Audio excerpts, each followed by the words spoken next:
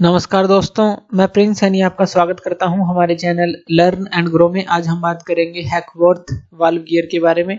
तो सबसे पहले इसके पार्ट्स को जान लेते हैं कि इसके कौन कौन से पार्ट्स होते हैं। तो यहाँ पर सबसे पहले हम एक एक्सिस बना लेते हैं, हॉरिजॉन्टल एक्सिस। और यहाँ पर ये जो सर्कल हमने बनाया है ये क्रैंक का सर्कल है, यानी कि जहाँ पर क्रैंक रोटेट करेगी जो सर्कुलर मोशन क्रैंक पर आएगा, तो उसके लिए बनाया गया है। यहाँ पर पिस्टन और ये सिलेंडर वाल्व बनाई गई है। अब यहाँ से हम अरेंजमेंट दिखा देते हैं कि यहाँ पर मान लेते हैं कि ये जो सेंटर है ये O सेंटर है और यहाँ पर ये क्रैंक है OC, अभी इस पोजीशन पर है। ये एंगल हम मान लेते हैं कि ये थीटा एंगल पर है। यहाँ पर होती ये इनर डेड सेंटर होता है इसका। अब यहाँ से ये यहाँ पर है तो इसलिए थीटा एंगल हमने यहाँ पे दिखाया है। ये जो है कनेक्टिंग रोड है या पिस्टन रोड बोल लीजिए, और ये पिस्टन है, ये इससे कनेक्टेड है। और ये जो है यहाँ पर सिलेंड्रिकल वाल्व्स हैं जिसके अंदर पिस्टन जो है रेसिप्रोकेट करेगा फॉरवर्ड और बैकवर्ड डायरेक्शन में। तो ये तो हमने एक सिंपल सी डायग्राम डिस्कस की, एक सिंपल रेसिप्रोकेटिंग टाइप इंजन की। अब यहाँ पर जो हैकवर्थ वाल्व गियर है, यहाँ पर हमें करना क्या होता है, जो डी स्लाइड वाल्व है उसको मैनेज करना होता है, उसकी सेटिंग करनी होती है ताकि प्रॉपर हमें एफिशिएंट वर्किंग मिल सके। तो यहाँ पर हम एक एक्सेंट्रिक सर्कल लगा लेते हैं। अब ये जो एक्सेंट्रिक हमारी होती है वो बिल्कुल इसके अपोजिट होती है। जैसे कि OC जो है उस तरफ है, तो यहाँ पर जो OE है एक्सेंट्रिक जो है बिल्कुल इसके अपोजिट है, OC के बिल्कुल अपोजिट, या कहें कि इन दोनों के बीच में अगर एंगल देखें 180 डिग्री का होता है। अब ये जो एक्सेंट्रिक है ये एक एक्सेंट्रिक रोड के थ्रू, अभी ये वर्टिकल एक्सिस ले लेते हैं और यहाँ पर एक हम स्लोटेड बार ले लेते हैं। और यहाँ से जो हमारी एक्सेंट्रिक होती है वो एक्सेंट्रिक रोड के थ्रू यहाँ पर एक स्लाइडिंग ब्लॉक लगा होता है। ये जो स्लाइडिंग ब्लॉक है इसको D मान लेते हैं कि जो ED जो है ये हमारी एक्सेंट्रिक रोड हो गई, और यहाँ पर जो D है यहाँ से ये स्लाइडिंग ब्लॉक से कनेक्टेड है। यहाँ पर ये स्लोटेड बार होती है, इसको हम GH बोल देते हैं। स्लोटेड बार जो है यानी कि इसके अंदर जो ये हमारा डाई ब्लॉक है ये इसके अंदर स्लाइड कर सकता है। और यहाँ पर अगर हम देखें ये कितने एंगल पर है, इस वर्टिकल से ये एंगल हम ले लेते हैं फिलहाल कि ये बीटा एंगल पर है। और यहाँ पर ये पाइवटेड होता है, इसको हम F पॉइंट मान लेते हैं, यानी कि जो ये GH की डायरेक्शन है, जैसे भी ये बीटा एंगल पर है तो आप इसको जो है चेंज भी कर सकते हैं जब भी आपको वाल्व की कोई भी अरेंजमेंट करनी है, क्योंकि यहाँ पर वाल्व भी कनेक्ट होता है, अभी हम देखेंगे। अगर मिड गियर पोजीशन की बात करें तो ये जो GH बार है बिल्कुल सीधी हो जाती है, यानी कि जो लाइन ऑफ स्ट्रोक होती है वाल्व की उसके बिल्कुल परपेंडिकुलर होती है, क्योंकि हॉरिजॉन्टल होती है line of stroke of the valve. ये उसके मिड गियर पोजीशन के लिए आप इसको सीधा भी कर सकते हैं या मैक्सिमम भी कर सकते हैं, इसको जो है इस दिशा के अंदर हॉरिजॉन्टल भी ला सकते हैं। तो कोई भी पोजीशन जो है यहाँ पर आप मैनेज कर सकते हैं। अब इसकी पोजीशन का फर्क पड़ेगा कहाँ पर, ये जो वाल्व होता है डी स्लाइड वाल्व वो इसी रोड से कनेक्टेड होता है। अब यहाँ पर हम मान लेते हैं कि ये जो पॉइंट है A पॉइंट है, और यहाँ पर ये AB लगा लेते हैं कि ये जो वाल्व रोड है ये वाल्व रोड है और ये इस वाल्व से कनेक्टेड है, ये इस वाल्व से कनेक्टेड है। अब जब यहाँ से ये जो लिंक है, अगर हम यहाँ पर ये D पॉइंट है DAE, ये लिंक देखें, अगर ये इस तरफ मोशन करेगा हॉरिजॉन्टली तो ये वाल्व जो है इस तरह से रेसिप्रोकेट करेगा, और इसी के रेसिप्रोकेट करने से जो स्टीम है एंटर और कट ऑफ होती है। तो यहाँ पर इस तरह से जो जब ये लिंक हॉरिजॉन्टली मूव करेगा तो इस तरह से रेसिप्रोकेट करेगा, यानी कि जब ये लिंक मूव करेगा तब यहाँ पर हमें स्लाइड जो वाल्व का मोशन मिलेगा। तो इसी तरह से अगर इसकी सेटिंग को हम चेंज कर देते हैं स्लाइड की, यानी कि अगर आप इसको सीधा कर दें या आप इसको जो है बिल्कुल हॉरिजॉन्टल कर दें तो यहाँ पर इसके वाल्व के मोशन पर फर्क पड़ता है। तो इस तरह से ये एडजस्टमेंट जो है की जाती है। तो ये तो हमने समझा कि किस तरह से जो इसके पार्ट्स हैं और जो हैकवर्थ वाल्व गियर है किस तरह से वो काम करेगा। अगर यहाँ से देखिए जो क्रैंक मूव करेगी, एक्सेंट्रिक मूव करेगी, एक्सेंट्रिक रोड जो है जब मूव करेगी यहाँ से ये स्लाइड करेगा और ये पूरा लिंक जो है इससे कनेक्टेड है, तो यहाँ पर ये जो है इसको मूवमेंट देगा। अब यहाँ पर एक और चीज हमें ध्यान रखनी है, जो लेंथ होती है E और D की, यानी कि जो ये एक्सेंट्रिक रोड है इसकी लेंथ भी इस तरह से चूज की जाती है कि जो D और F पॉइंट है, यानी कि ये जो D और ये जो F पॉइंट है वो कोइंसाइड करें। अगर जो क्रैंक है किसी भी डेड सेंटर पर हो, यानी कि ये क्रैंक अगर यहाँ पर होती या ये क्रैंक जो अगर यहाँ पर होती आउटर डेड सेंटर पर, तो डी और एफ जो है उस कंडीशन के लिए कोइंसाइड करेंगे। तो इस तरह से इसकी जो लेंथ है वो भी चूज की जाती है, तो ये भी ध्यान रखना है।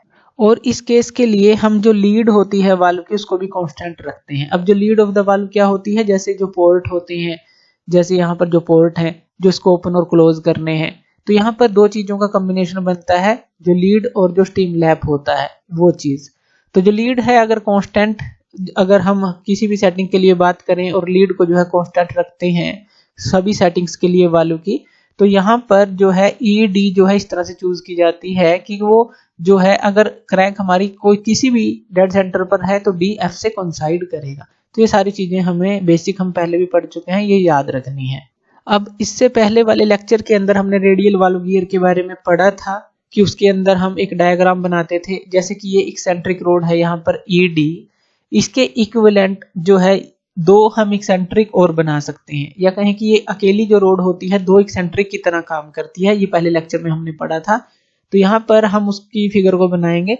तो यहाँ पर हम ले लेते हैं कि ये जो सेंटर है ये O है, और मान लेते हैं कि जो क्रैंक की पोजीशन है फिलहाल ये है, यानी कि OC जो है अभी क्रैंक की पोजीशन है। और इसके लिए जो हमारी एक्सेंट्रिक की पोजीशन है वो हम मान लेते हैं अब ये यहाँ पर है, क्योंकि बिल्कुल अपोजिट है OC और OE। OC इस तरफ है, OE इस तरफ होगी, तो OC यहाँ पर है तो OE हमारी ये हो गई।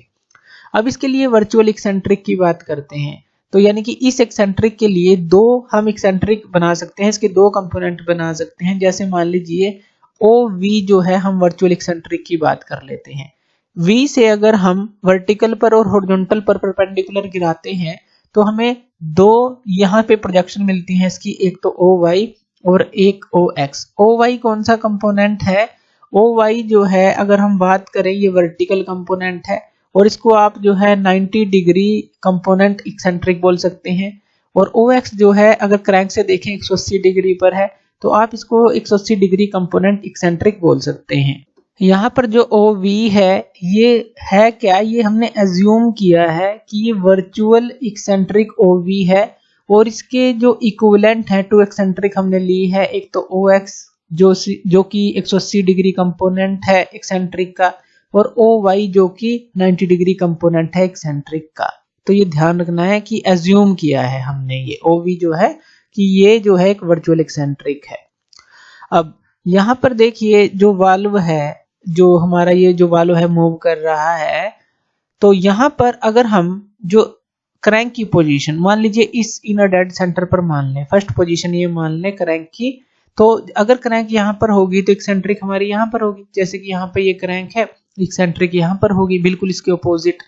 और यहाँ से क्रैंक जब यहाँ पर मूव करेगी, यानी कि सिर्फ जो है इस इनर डेड सेंटर से वो इस आउटर डेड सेंटर तक आए, जब क्रैंक मूव की इस तरह से, तो जो OE है वो भी तो हमारी यहाँ से यहाँ तक आएगी, या कहें कि यहाँ से यहाँ OE है। अगर यहाँ से यहाँ तक का डिस्टेंस देखें पूरा हाफ तो OE है, अगर यहाँ से यहाँ पर मूव करके आती है तो ये कितना के बराबर हो जाता है, 2OE के बराबर, कि इस डेड सेंटर से ये जो मूव करके इस डेड सेंटर पर आए। हॉरिजॉन्टल सिर्फ बात कर रहे हैं कि एक डेड सेंटर से दूसरे डेड सेंटर पर क्रैंक गई तो OE भी तो यहाँ से यहाँ पर मूव करेगी, यानी कि ये 2OE के बराबर होगी जो इसने डिस्टेंस ट्रेवल किया। अब यहाँ पर जो ये लिंक है DAE, ये भी तो हमारा यही जो हॉरिजॉन्टल डिस्टेंस है वो ट्रेवल करेगा, जो कि 2OE के बराबर होगा। और along the line of stroke होगा, यानी कि इसी लाइन ऑफ स्ट्रोक में जिसमें वाल्व रेसिप्रोकेट कर रहा है इसी के अलोंग होगा।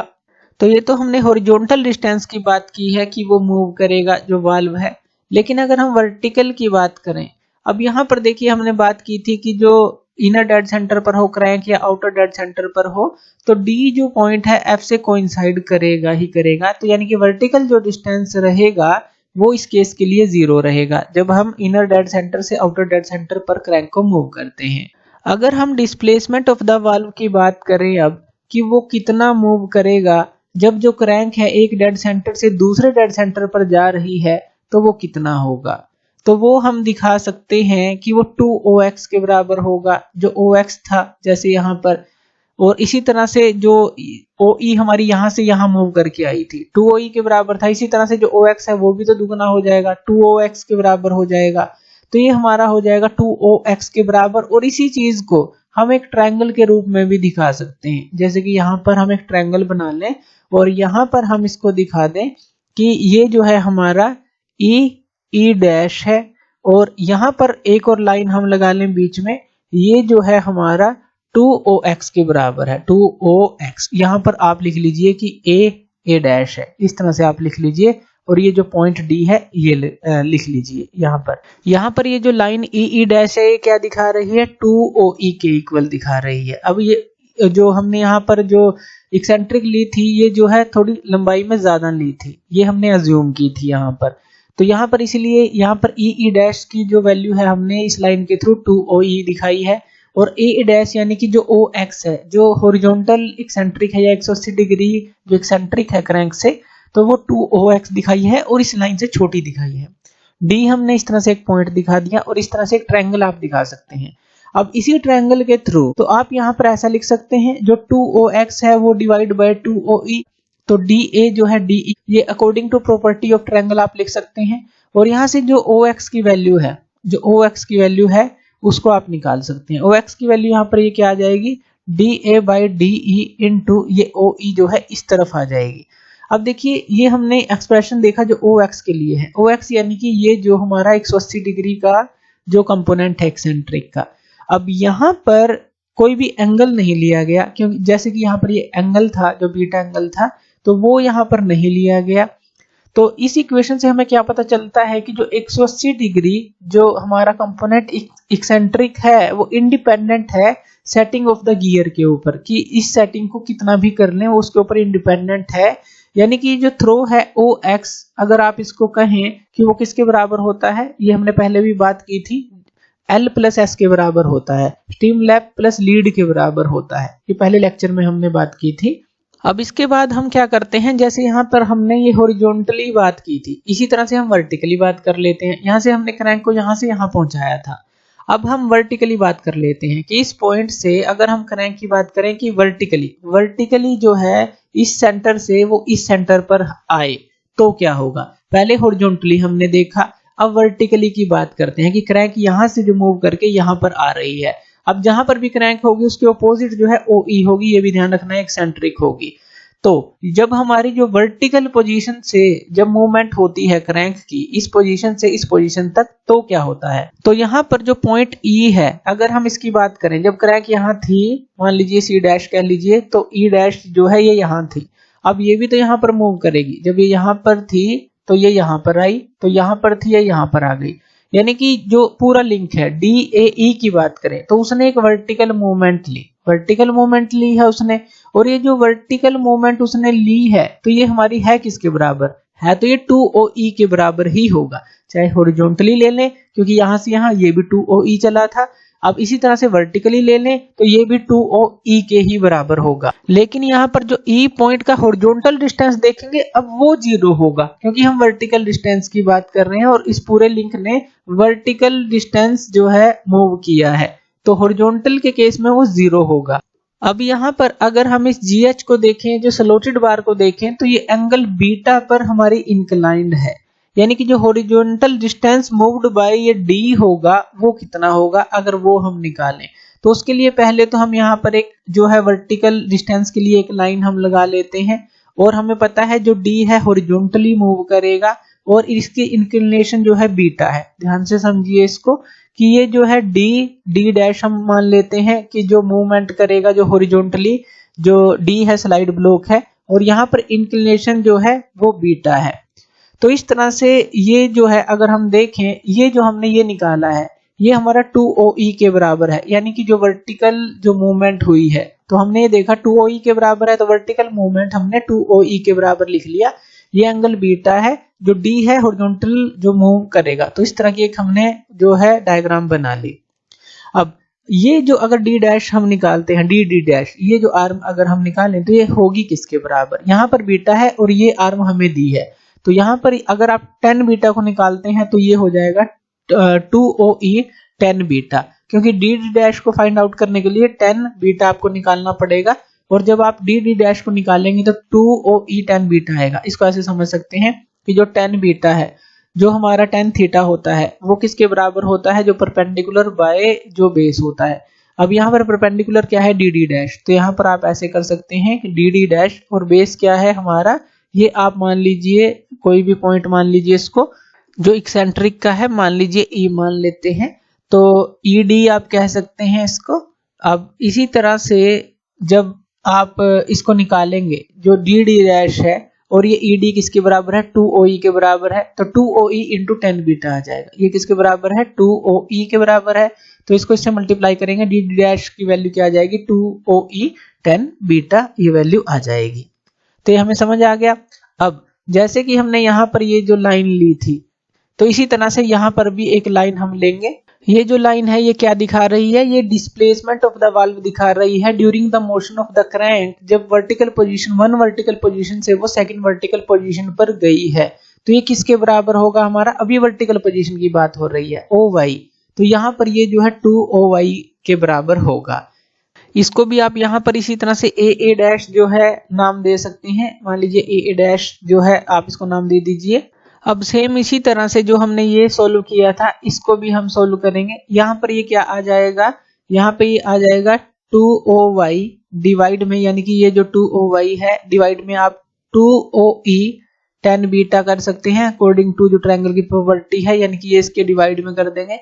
इसी तरह से जो यहाँ पर EA है डिवाइड में ED कर सकते हैं, यानी कि छोटी आर्म, और ये जो है यानी कि इस ट्रायंगल ले ली, एक बड़ी ट्रायंगल ले ली, तो इस तरह से। तो ये ट्रायंगल प्रॉपर्टीज के अंदर, मैथमेटिक्स के अंदर जो है आप आसानी से इसको समझ सकते हैं।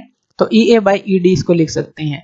तो यहाँ से अगर हम वैल्यू निकालते हैं, जो OY है इसकी वैल्यू को निकालते हैं, तो OY की वैल्यू क्या आ जाएगी, OE 10 बीटा उस तरफ मल्टीप्लाई हो जाएगा, यानी कि जो EA बाई ED है और इसके साथ जो है OE 10 बीटा यहाँ पर मल्टीप्लाई हम कर देंगे, तो यहाँ पर OY की वैल्यू आ जाती है।